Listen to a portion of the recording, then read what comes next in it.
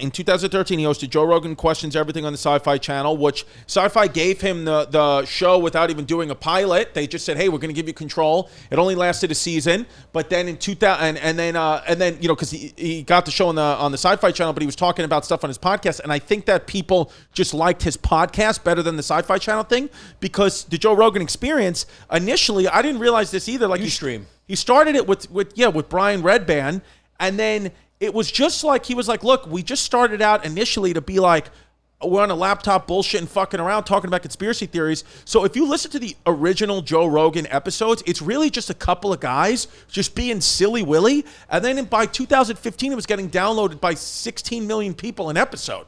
I mean, he's fucking actually amazing, Joe Rogan. When did it turn from like that Ustream show to the studio? Not that many years, only a couple of years. Because I remember he used to stream it, and it wasn't that many years ago. So I think probably half of the time. I mean, it started in 2009.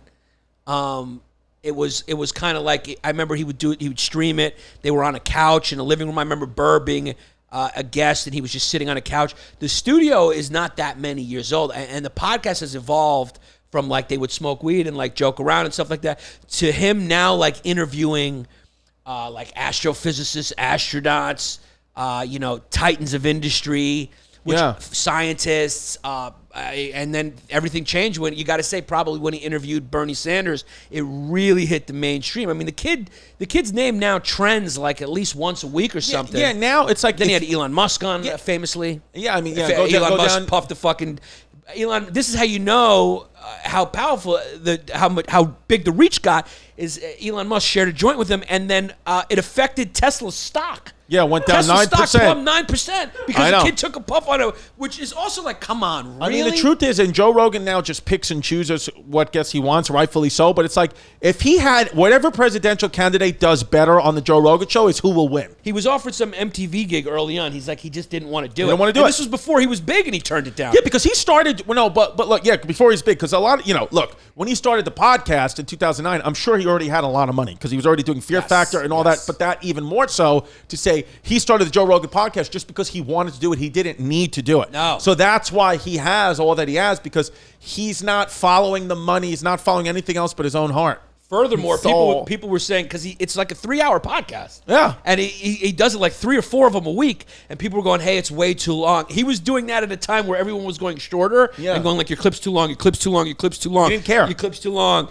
He went the other way and just went long. He's like, this is what I want to do. And then he started interviewing what you would think are boring people. Going like, who wants to sit there and listen to an astrophysicist?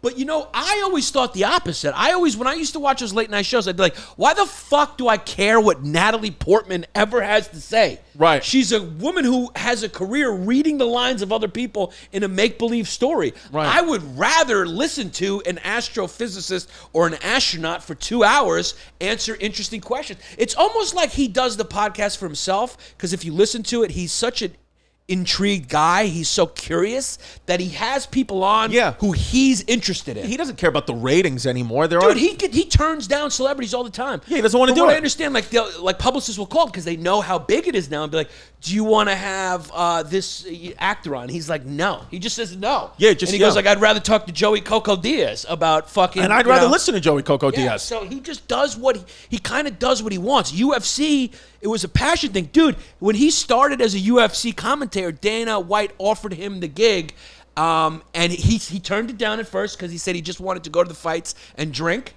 So he said no at first. Then he did it the first time in exchange for free tickets. Right. That's how small the UFC was. So Dana White gave him like free tickets for him and his boys, and he did it for free. And then he ended up being a commentator for free for a little while. Yeah. How long was it? He was actually doing it for free for a little while, and then finally he accepted. He liked it, and so he accepted money for doing it. Yeah. So for a while he did it for free. Yeah, I mean, Joey Roro. I mean, it's just like, the guy goes down in history. We really hope you enjoyed that episode, whatever it was about. This is just a stock thing that we're taping onto every episode. So go make sure you rate, review us, subscribe, turn on your notifications, get jiggy with it. And go to patreon.com/Bay Ridge Boys where things get really wild.